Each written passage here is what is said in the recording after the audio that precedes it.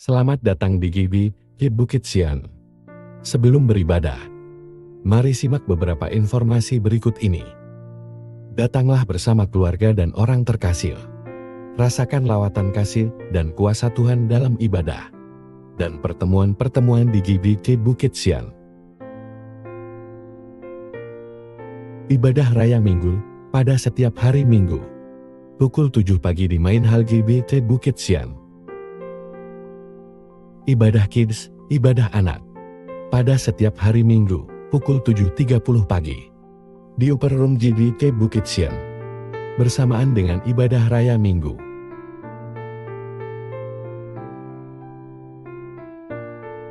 Ibadah Youth, ibadah pemuda. Pada minggu kedua dan keempat setiap bulan. Pukul 10 pagi di Main Hall GBI Bukit Sian. Doa malam, pada setiap hari Rabu, pukul 7 malam di Main Hall GBI Bukit Sian. Dan juga melalui Zoom dengan meeting ID yang tertera. Dana sosial Bukit Sian Family. Dengan Rp50.000 per keluarga setiap bulan. Kita dapat membantu keluarga Bukit Sian lainnya. Dan juga berpartisipasi dalam kegiatan sosial Bukit Sian Family. Pelayanan pastoral lainnya, seperti pelayanan keluarga, ibadah keluarga, doa khusus, konseling, pendampingan, dan bimbingan rohani. Dapat menghubungi tim Gembalo atau Majelis GBI Bukit Sian. Informasi lainnya akan disampaikan setelah ibadah selesai nanti. Selamat mengikuti ibadah sesaat lagi. Tuhan Yesus memberkati kita semua.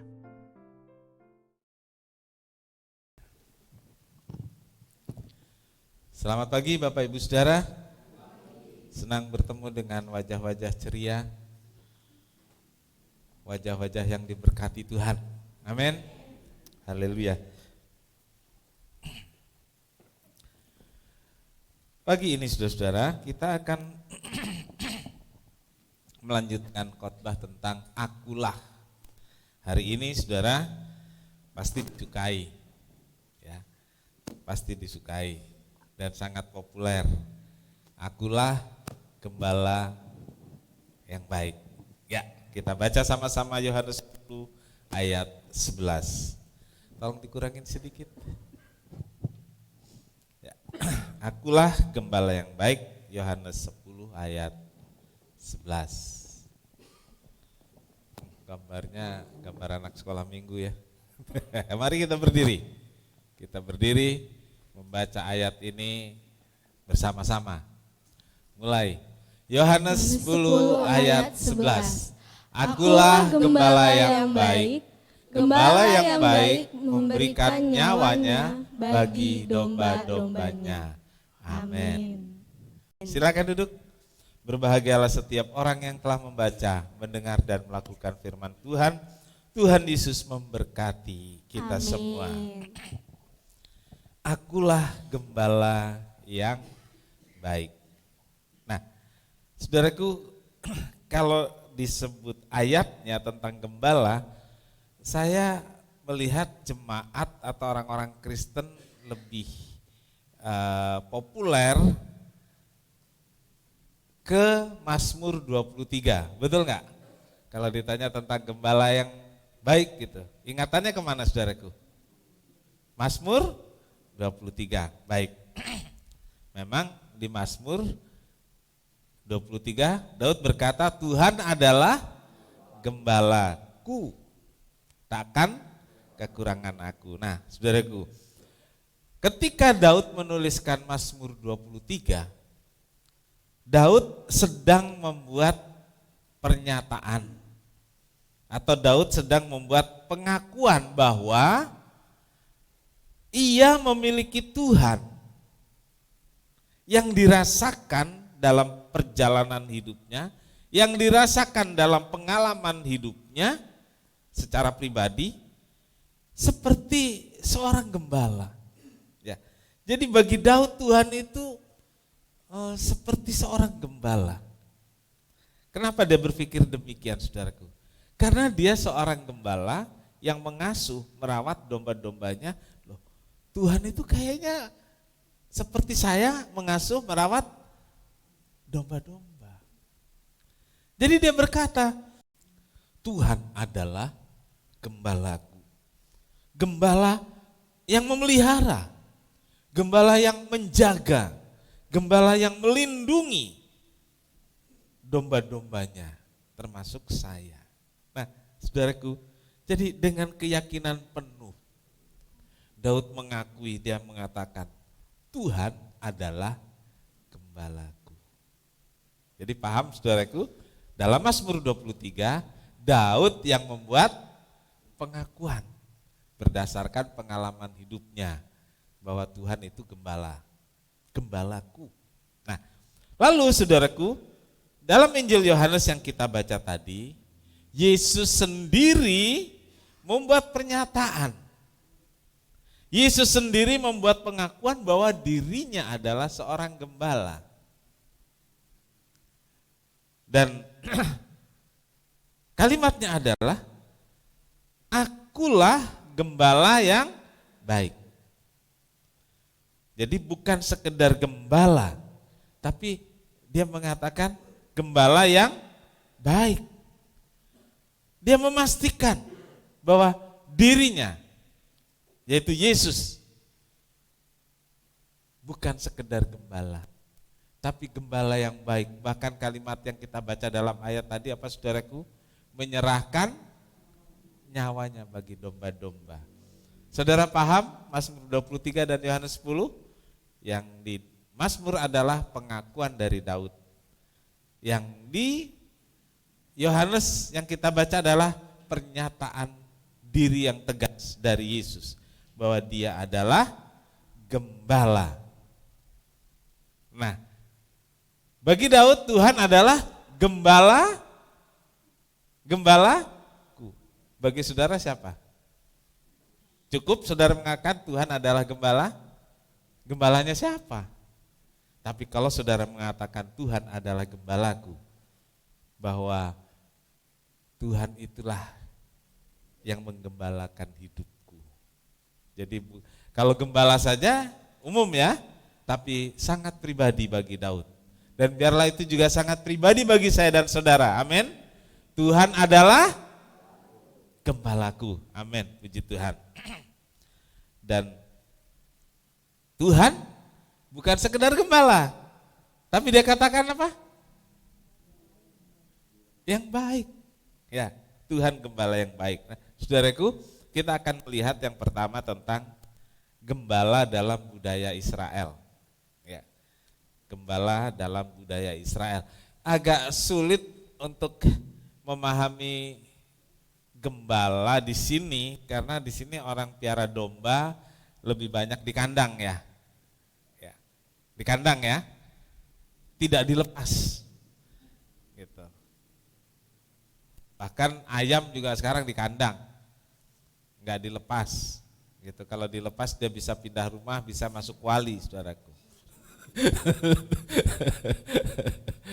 Jadi di kandang gitu ya, kandang.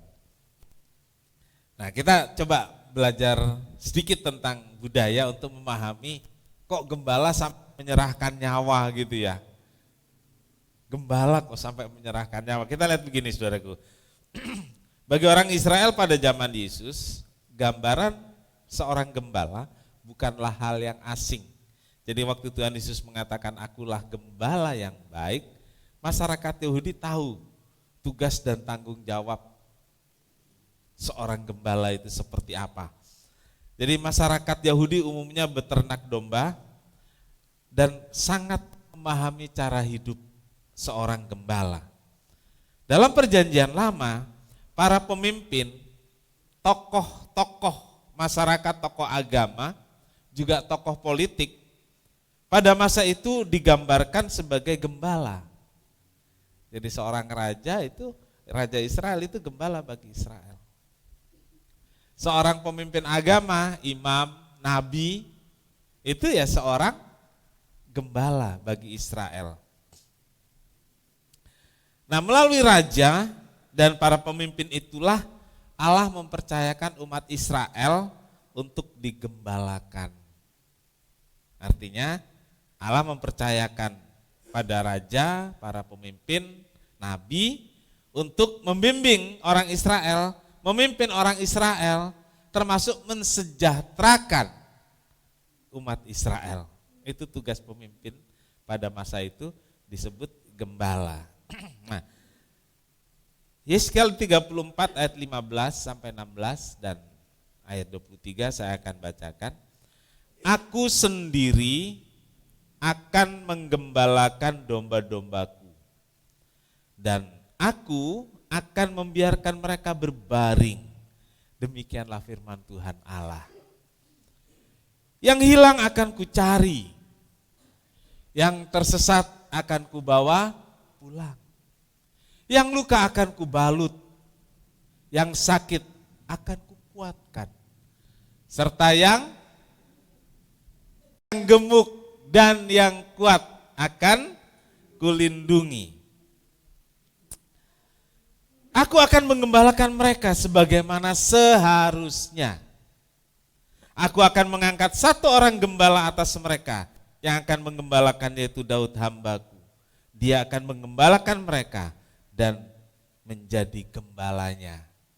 Saudara-saudara, Allah sendiri menyatakan dirinya sebagai gembala atas Israel. Ayat 15, aku sendiri, ya, aku sendiri akan menggembalakan domba-dombaku. Nah, di ayat 23, aku akan mengangkat satu orang gembala atas mereka yang akan menggembalakan, yaitu Daud hambaku.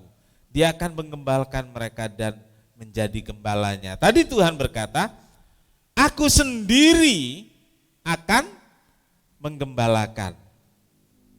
Lalu kemudian Tuhan berkata, aku akan mengangkat satu gembala.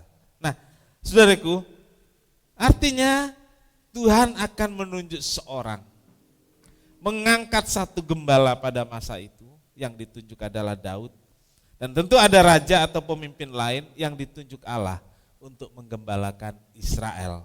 Jadi melalui pemimpin-pemimpinlah Allah yang adalah pemilik domba, yaitu umat Israel, mempercayakan penggembalaan itu. Saudara-saudara, tugas gembala tidak mudah. Ya, tidak mudah. Gembala harus bertanggung jawab atas kesejahteraan Israel. Dan dia katakan tadi, memberi contoh, yang tersesat dicari, dibawa pulang. Nah, Tuhan Yesus memberi contoh tentang gembala ketika ada 100 ekor domba, yang satu enggak ada, kemudian yang satu ekor itu dicari. Kalau di aku si domba itu tersangkut di lereng atau di tebing, lalu diambil, kakinya patah, dibalut, ya. Jadi ayat ini juga menceritakan, jika ada domba yang hilang, tersesat, dicari, dibawa pulang. Yang luka dibalut, yang sakit dirawat. Saudaraku, terus ada kalimat yang saya sendiri tadi berhenti di sana, apa itu saudaraku? Terus ditanya yang kurus gimana? Kok cuma ditulis yang gemuk? Ayo, yang kurus gimana?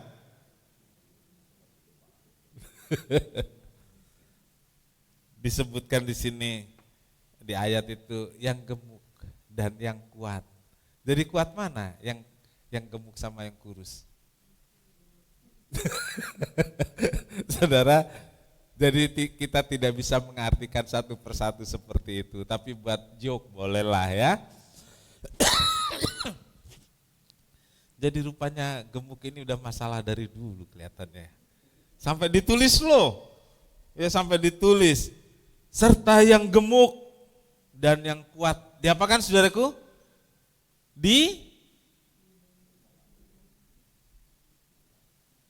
Ini ayat penting nih saudaraku, untuk kita-kita yang gemuk.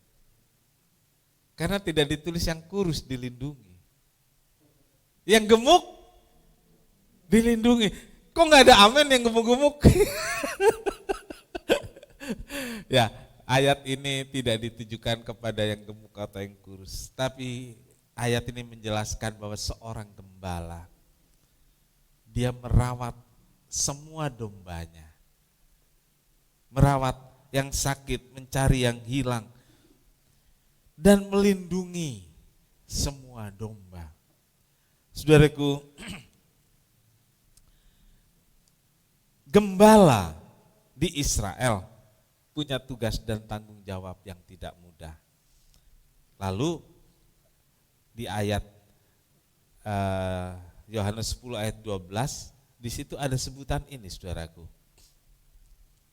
Yohanes 10 ayat 12, sedangkan seorang upahan yang bukan gembala dan yang bukan pemilik domba-domba itu sendiri, ketika melihat serigala datang, meninggalkan domba-domba itu lalu lari, sehingga serigala itu menerkam dan mencerai-beraikan domba-domba itu. Nah, saudaraku, ada seorang upahan, disebut juga gembala upahan, yang kalau ada bahaya, dia lari. Nah, di poin 2 ini, saudaraku, kenapa Tuhan Yesus katakan dia gembala yang baik? Sebab ada gembala yang tidak baik. Begitu banyak gembala di Israel, dan dari begitu banyak gembala domba, ada memang gembala yang mau menolong, merawat domba-domba, tapi ada juga gembala yang cari selamat sendiri, yang disebut gembala upahan. Ya, gembala upahan. Jadi dengan tegas Yesus berkata, akulah gembala yang baik. Kata baik dalam kalimat ini penting untuk dipahami, karena ada juga gembala-gembala yang tidak baik. Gembala yang mencari keuntungan untuk dirinya sendiri. Gembala yang punya kepentingan dirinya sendiri dengan mengembalakan domba. Nah, kita mengenal orang-orang demikian dalam catatan Alkitab ini disebut sebagai gembala upahan. Ya, gembala upahan. Gembala upahan menjaga domba demi uang dan tidak bertanggung jawab atas domba-dombanya. Jika ada bahaya yang mengancam domba-dombanya, gembala upahan ini akan lari menyelamatkan diri dan meninggalkan domba-domba tercerai-berai. Itu gembala upahan.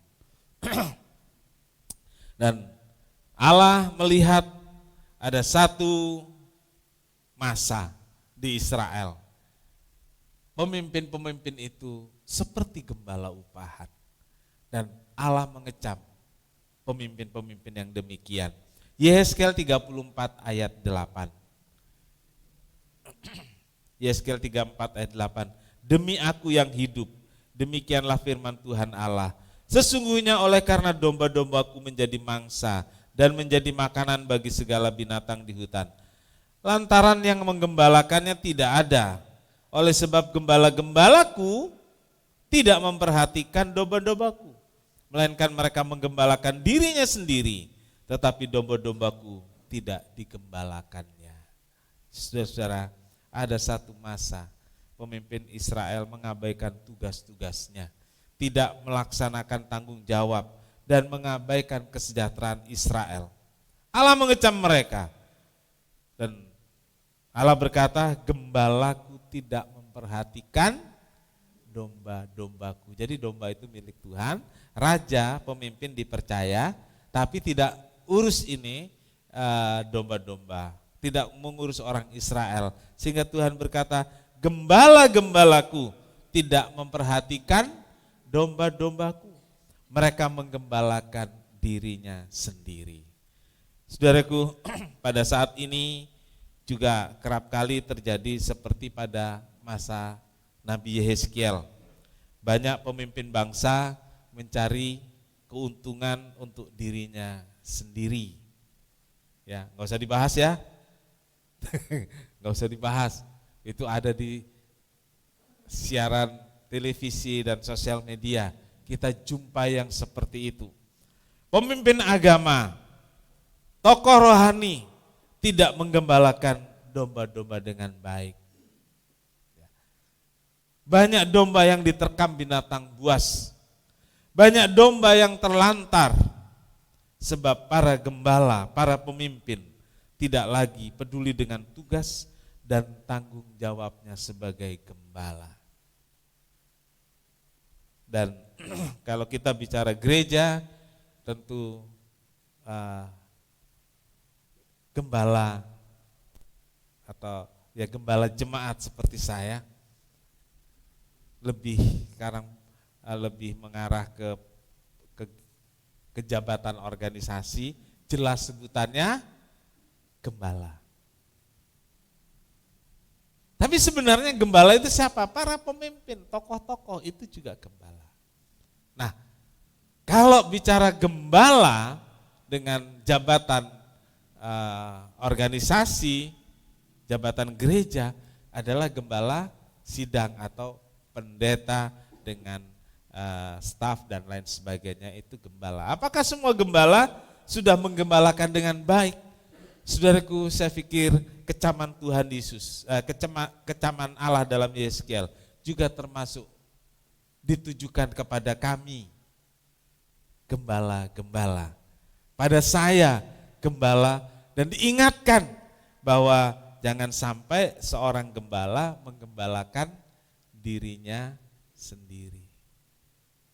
Dia harus menggembalakan jemaatnya, domba-domba milik Tuhan. Nah, jadi saudaraku, marilah kita sama-sama menjadi gembala.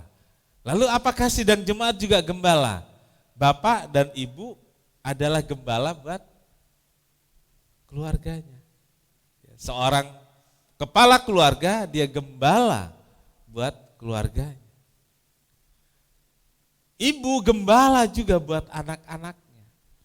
Nah, terus anak-anak bebas, saya bukan gembala. Semua sebenarnya gembala. Ketika saudara bekerja di kantor sebagai seorang pemimpin, gembala bukan? Gembala, bertanggung jawab. Jangan ambil keuntungan sendiri sebagai pemimpin di kantor. Kan gitu ya. Jangan untuk kepentingan sendiri di lingkungan. Karena kita semua pada dasarnya gembala, dipercaya Tuhan untuk jadi gembala yang bertanggung jawab atas orang-orang di sekitar kita. Bapak Ibu punya tanggung jawab sebagai gembala untuk anak-anak, untuk keluarga. Ya, Bapak Ibu harus pikir itu, tanggung jawab juga adalah gembala di keluarga masing-masing. Haleluya, puji nama Tuhan. Yang ketiga, Yesus gembala yang mempertaruhkan nyawa bagi domba-domba. Kembali ke kata baik. Ya. Yesus gembala yang, aku gembala yang baik. Kata baik dalam ayat ini berasal dari bahasa Yunani, ya sedikit ke sana saudaraku, sedikit saja. Bahasa Yunaninya kalos, yang berarti tidak bercela, sempurna atau excellent. Jadi akulah gembala yang sempurna. Akulah gembala yang tidak bercela. Akulah gembala yang excellent. Nah, Tuhan berkata seperti itu. Artinya Yesus adalah benar-benar seorang gembala yang memenuhi kriteria bagi seorang gembala.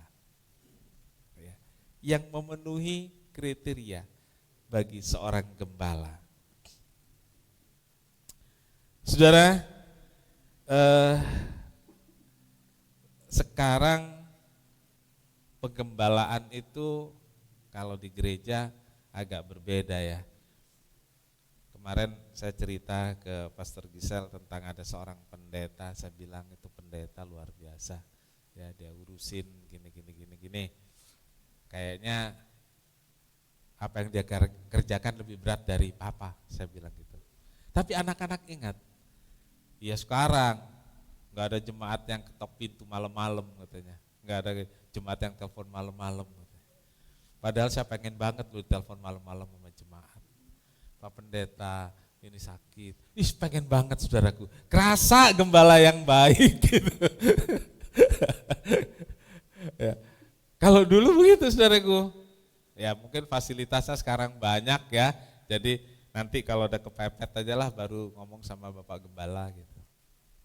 Kalau masih bisa ditangani, kalau bisa diatasi, jangan ngerepotkan, sungkan. Itu tugas gembala, saudara, sungkan. Kesalahannya pada saudara, kalau saya enak-enak hidupnya, itu salahnya jemaat. Bikinlah nggak enak sedikit gitu gembala saudara, ditelepon malam-malam kayak. Kenapa saudaraku?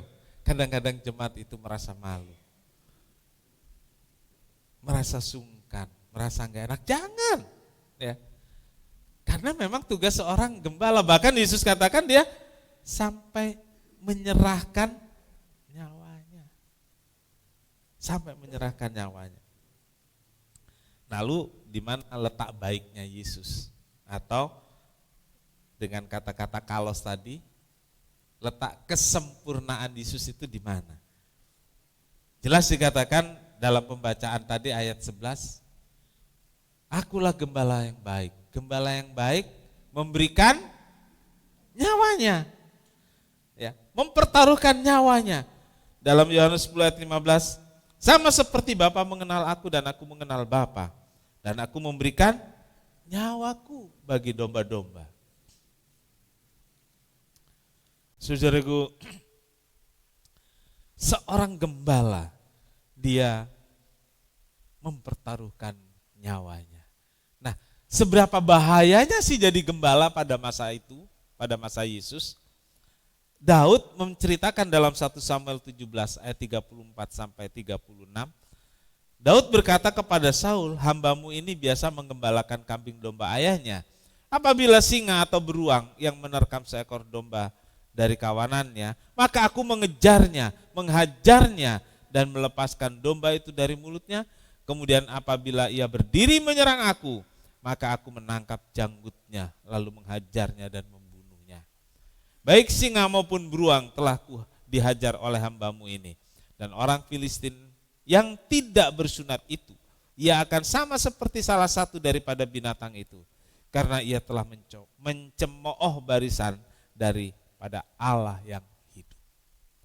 Jadi saudara, ada gambaran ya betapa bahayanya gembala di Israel pada masa itu, karena yang dihadapi bukan kesulitan mencari rumput saja, tetapi ada binatang-binatang buas, dikatakan di sini beruang dan singa yang berusaha makan domba gembalaan Daud. Dan Daud melawan singa itu. Saudara, saya pikir mungkin enggak gitu ya. Seberapa hebatnya Daud bisa melawan singa. Tapi saya dapat gambaran, saudaraku. Di Afrika, seorang pemberani dia bisa menghadapi singa. Bisa merebut binatang buruan singa. Jadi ada binatang apa yang banyak itu kayak kerbau gitu ya. Kerbau gitu. Atau binatang buruan yang besar gitu. Nah, orang-orang ini nggak bisa menangkap, jadi dia tunggu begitu singa datang tangkap, dan singanya bukan satu. Ya, singa yang bisa menangkap itu bukan satu. Saudaraku, singa itu sebenarnya penakut kalau satu lawan satu. Kekaguman saya terhadap singa hilang setelah tahu, saudaraku. Singa pertama dia harus rombongan, kedua beraninya dari belakang. Nggak ada singa berani berhadapan dengan banteng, nggak ada. Dia pasti beraninya dari belakang. Rombongan lagi, gitu. Nah, kalau si banteng atau kerbau ini sudah didapat, sudah tergeletak begitu. Ini orang-orang Afrika, ya 1-2 orang ya, biasanya paling banyak 3 orang. Dia samperin singa itu. Singanya kan marah. Dia jalan dengan tongkatnya. Lari singanya, diambil pahanya. Seberapa 3 orang ini bisa bawa, saudaraku? yang satu dia jalan mundur supaya singa nggak terus ngejar. Singa itu kalau udah di sisa-sisanya itu ya udah dia makan, dia nggak peduli dengan yang ambil. Oh ternyata bisa gitu ya, manusia bisa menang lawan singa. Jadi apa yang Daud tulis ada benarnya, gitu, ada benarnya. Kalau lawan beruang gimana? Saudara pernah tahu petarung MMA? Siapa? Khabib. Oh, sip. Khabib Nurmagomedov ya, apa siapa itu ya? Itu dilatih papanya, dia bisa juara dan tidak pernah kalah. Dia dilatih papanya melawan beruang, saudaraku. Dia dilatih melawan beruang. Gitu. Sehingga waktu dia naik ring melawan manusia, kecil gitu ya, menang terus saudaraku, menang terus. Jadi ternyata bisa seorang mengalahkan singa atau beruang, dan Daud tidak bohong dengan ceritanya. Ya. Bukan dia nakut-nakutin orang Filistin, dia bukan nakut-nakutin Goliat atau bukan membesarkan diri di hadapan Saul, bukan, karena dia pernah melakukan itu. Jadi bahaya, dan seorang gembala harus kuat, karena gembala itu mempertaruhkan nyawanya. Saudaraku, Daud menceritakan pengalamannya, bagaimana beratnya menjadi seorang gembala dan mempertaruhkan hidupnya. Saudaraku, orang sering lihat gembala itu di masa enaknya, ya, di masa wah sudah jadi gitu ya. Ada sih gembala yang langsung enak, yang seperti apa saudaraku? Gembala upahan, gembala yang curi domba. Itu enak saudaraku, langsung gitu. Saudaraku, itu gembala yang curi domba, gembala upahan. Kalau gembala yang sesungguhnya, satu persatu dia urus, dari mulai kecil. Dia harus bela itu dombanya dengan bertaruh nyawa. Daud memberi contoh bagaimana beratnya seorang gembala, dan Tuhan menolong Daud. Sebab Tuhanlah gembala di atas segala gembala. Petrus katakan bahwa Yesus adalah gembala yang agung, bukan yang baik lagi. Gembala yang agung, gembala di atas segala gembala. Yang kedua di poin ini, gembala yang mengenal domba-dombanya. Untuk dia penjaga, Yohanes 10 ayat 3.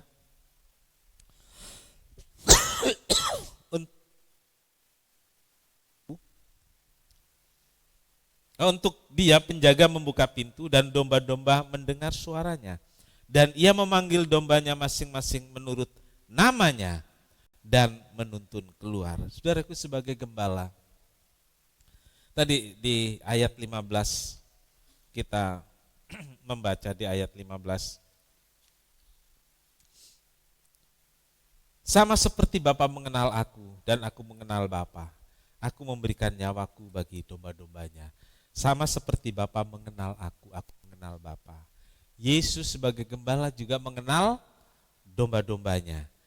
Bukan hanya mengenal, di sini dikatakan domba-domba itu mendengar suaranya dan ia memanggil dengan namanya.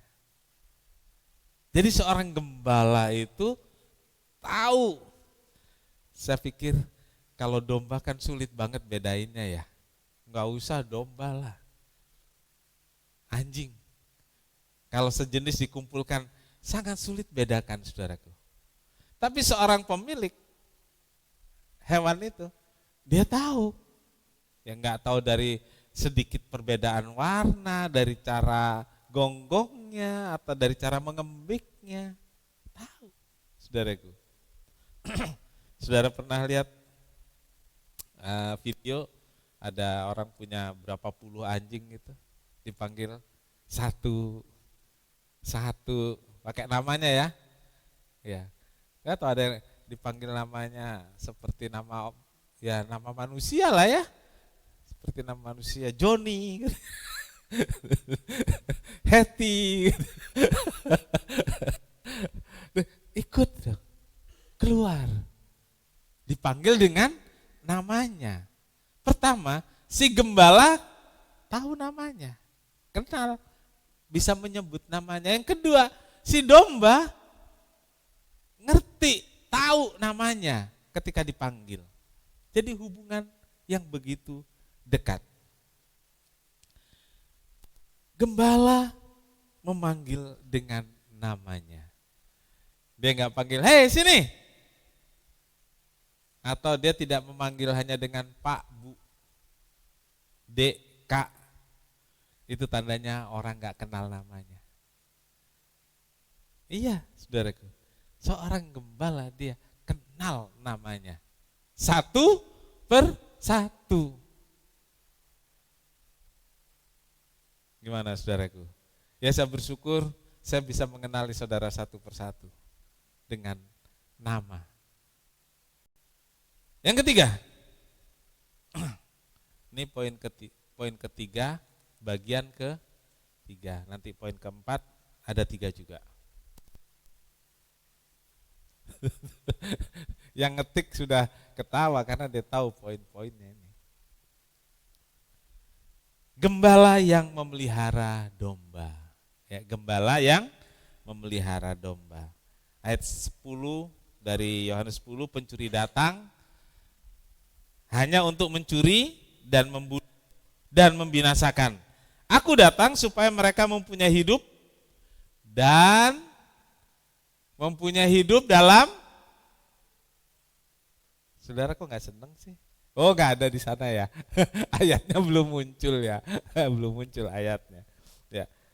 Dan mempunyai hidup dalam segala kelimpahan. Minggu lalu saya bilang bukan sekedar hidup.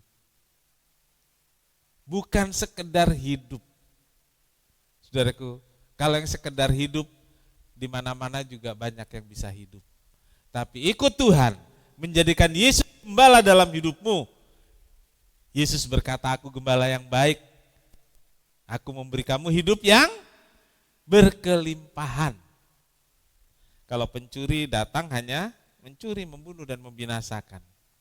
Itu gembala upahan. Ya. Tetapi gembala yang baik itu memelihara domba-dombanya, bukan sekedar hidup, tapi memberi hidup yang berkelimpahan. Berkelimpahan bukan selalu berarti berkelebihan ataupun tersedia dalam jumlah banyak sampai enggak terhitung.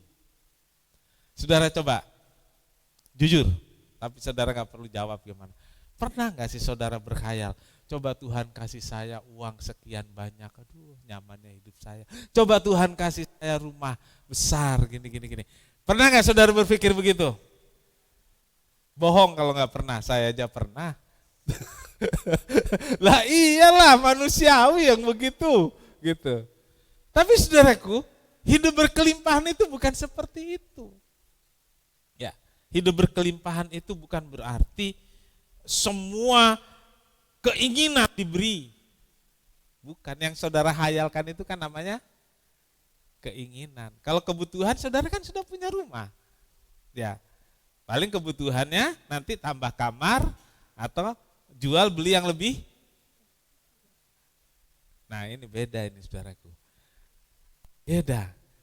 Ada orang-orang yang terutama yang udah di umur 60 lebih itu dia berpikirnya waktu punya rumah agak besar jual beli yang kecil kan hidup berdua saja. Ada yang begitu. Tapi orang muda jual beli yang lebih besar. Namanya itu kebutuhan. Bukan berarti yang membeli lebih besar itu untuk mewah-mewah, bukan, karena kebutuhan. Yang lebih kecil, ya kebutuhan juga. Rumah besar itu ngurusnya susah, saudaraku. Repot. Kalau saya jalan lihat rumah besar, yang saya pikir apa, saudaraku?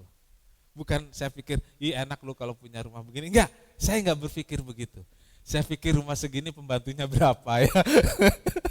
Iya. Coba, rumah saudara ukuran berapa sih?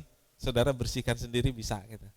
Kalau saudara punya rumah sebesar ini, rumah, bisa saudara bersihkan sendiri? Dua-dua kerja, berantem terus sama anak sama suami gitu. Kotor sana sini kan gitu ya. Kalau lebih besar dari ini, bisa bersihkan sendiri? Ya enggak. Jadi kalau saya lihat rumah besar, pertama yang saya pikir, ini biaya urusnya sebulan berapa, apalagi ada kebunnya gitu ya. Nggak tahu kalau saudara berpikirnya beda, kalau saya berpikirnya begitu saudaraku. Tapi kepengen nggak? Pengen lah. Pengen lah. Nah, perhatikan, hidup yang berkelimpahan, itu bukan berarti tersedia segala yang kita inginkan.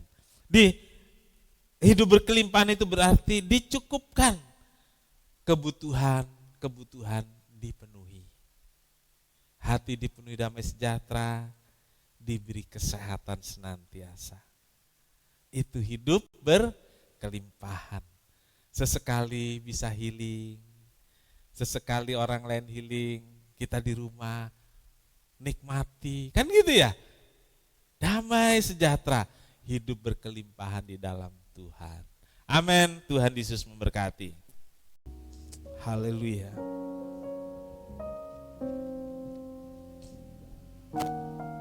Yes. Tuhan, sungguh ku bersyukur Kau menyertai hidupku selama ini. Bapa, ku berterima kasih untuk kasih setiamu yang tak pernah berakhir. Aku ada hari ini karena Tuhan baik dan teramat baik bagiku. Semua yang ku alami bersamamu ku lewati, indahnya kasih Tuhan seperti pelangi. Sehabis hujan, Tuhan, sungguh ku bersyukur.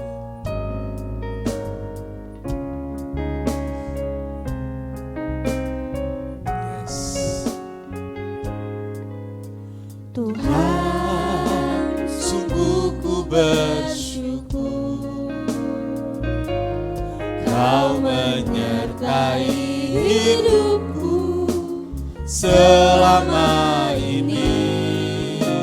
Bapa, ku berterima kasih untuk kasih setiamu yang tak pernah berakhir.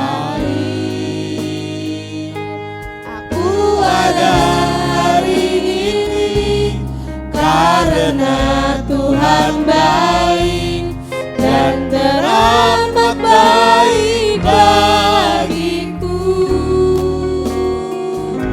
Semua yang ku alami bersamamu ku lewati, indahnya kasih Tuhan seperti pelangi. Aku ada hari ini karena Tuhan baik dan teramat baik bagiku. Semua yang ku alami bersamamu ku lewati, indahnya kasih Tuhan seperti pelangi. Sehabis hujan. Kita sama-sama berdiri. Gembala yang baik itu, gembala yang baik itu memelihara hidup kita. Kita bisa melewati banyak hal dalam hidup ini karena ada gembala yang baik, yang menjaga, memelihara, melindungi kita. Ada saat yang begitu sulit pernah kita hadapi. Tahukah saudara, ternyata gembala yang baik itu sudah di depan melawan singa, melawan beruang, agar kita gak diterkam. Haleluya. Dan pagi hari ini kita bersyukur, berterima kasih karena kita punya gembala yang baik. Yes. Kita ada hari ini karena Tuhan baik. Tuhan,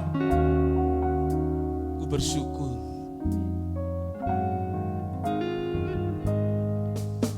Tuhan, sungguh ku bersyukur. Kau menyertai hidupku selama ini. Bapa, ku berterima kasih untuk kasih setiamu yang tak pernah berakhir.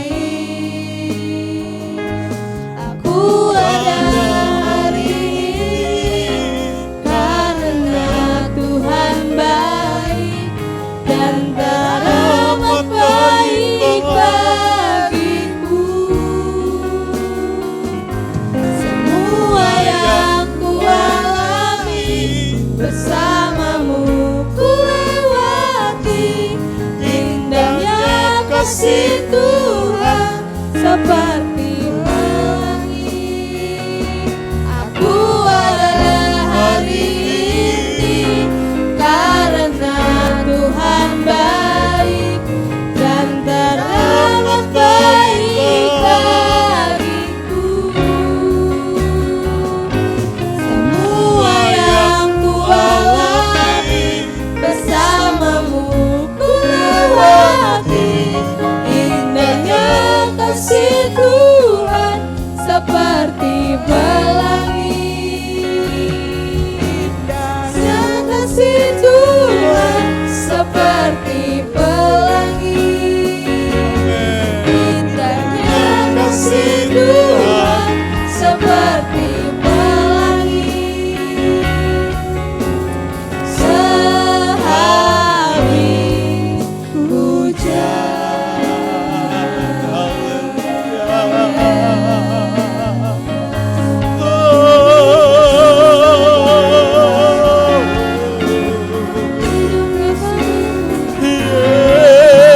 Yesus, terima kasih. Yesus,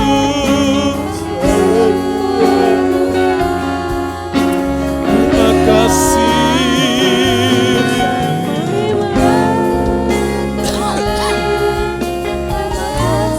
Haleluya.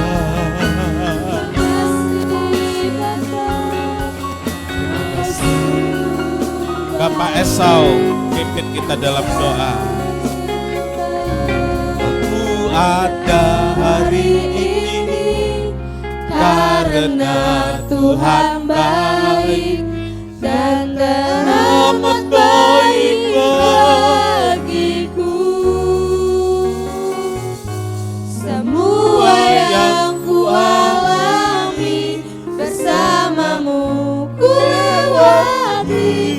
Indahnya kasih Tuhan. Aku ada hari ini. Kita angkat tangan kita. Aku ada Hari ini karena Tuhan baik dan teramat baik bagiku. Semua yang ku alami bersamamu ku lewati. Indahnya kasih Tuhan seperti pelangi.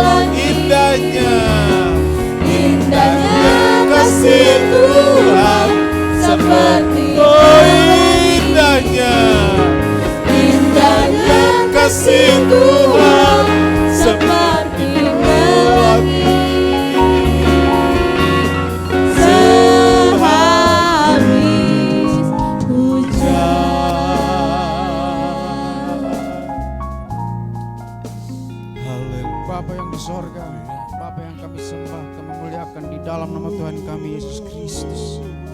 Kembali ke hadirat-Mu Tuhan, kami naikkan puji syukur atas kasih dan anugerah-Mu yang begitu luar biasa dalam hidup kami. Engkaulah satu-satunya gembala kami yang hidup, gembala yang baik, yang selalu menuntun kami ke jalan yang benar ya Bapa. Terima kasih Tuhan yang selalu mengenal kami satu persatu. Ya Bapa, terima kasih Tuhan. Biar pagi hari ini firman-Mu selalu menguatkan kami ya Bapa, sehingga kami semakin hari semakin lebih dekat kepadamu ya Bapa. Terima kasih Tuhan, terus hamba-Mu Bapak Gembala yang sudah menyampaikan firman-Mu. Tuhan tetap memberkati hamba-Mu ya Bapa, kesehatannya ya Bapa, dalam nama Yesus proses kesembuhan tangan ya Bapa. Tuhan campur tangan agar selalu dari kesembuhan yang total ya Bapa di dalam nama Yesus. Bapa di sorga, terima kasih banyak buat berkat Tuhan hari ini. Kami beribadah, bertemu Tuhan, menikmati berkat dan kemurahan Tuhan. Kami bersyukur kami punya gembala yang baik, yang selalu menjaga, memelihara, melindungi kami semua. Terima kasih Tuhan. Kami berdoa buat saudara-saudara kami yang saat ini ada di luar kota, biar mereka juga bisa melakukan ibadah di tempat di mana mereka berada, dan lindungi, jagai sampai mereka kembali ke Tangerang ini. Juga rekan-rekan yang akan mengadakan perjalanan selesai ibadah ini, Tuhan sertai dan lindungi, berkati, biar perjalanan mereka perjalanan yang penuh sukacita dan Tuhan dipermuliakan. Terima kasih Tuhan, terima kasih. Berkati korban persembahan anak-anak-Mu, berkati persepuluhan anak-anak-Mu, dan balas berlipat ganda sesuai dengan apa yang Tuhan janjikan, sehingga anak-anak-Mu terpelihara, tercukupi dalam segala hal sekarang sampai selama-lamanya. Terima kasih Tuhan. Terima kasih buat Jonathan yang sakit. Tuhan Yesus, ulurkan tangan-Mu ya Tuhan, jamah sembuhkan semua virus, demam berdarah atau yang lain yang kami perintahkan dalam nama Tuhan Yesus. Keluar dan pergi dari tubuh Jonathan. Jonathan sembuh dan Tuhan dipermuliakan. Terima kasih Tuhan, terima kasih. Saudaraku, Tuhan memberkati engkau dan melindungi engkau. Tuhan menyinari engkau dengan wajah-Nya dan memberi engkau kasih karunia. Tuhan menghadapkan wajah-Nya kepadamu dan memberi engkau damai sejahtera. Saudara yang kekasih, terimalah berkat dan damai sejahtera dari Allah Bapa, kasih karunia dari Tuhan Yesus, persekutuan Roh Kudus menyertai kita semua sekarang sampai selamanya. Ini doa kami ya Tuhan, kami alaskan di dalam satu nama, yaitu di dalam nama Tuhan Yesus Kristus Juru Selamat dan Penebus kami berdoa. Bapa kami yang di sorga, dikuduskanlah nama-Mu, datanglah kerajaan-Mu, jadilah kehendak-Mu di bumi seperti di surga. Berikanlah kami pada hari ini makanan kami yang secukupnya, dan ampunilah kami akan kesalahan kami, seperti kami juga mengampuni orang yang bersalah kepada kami. Dan janganlah membawa kami ke dalam pencobaan, tetapi lepaskanlah kami daripada yang jahat. Karena Engkaulah yang punya kerajaan dan kuasa dan kemuliaan sampai selama-lamanya. Amin. Bapa, terima kasih. Bapa, terima kasih.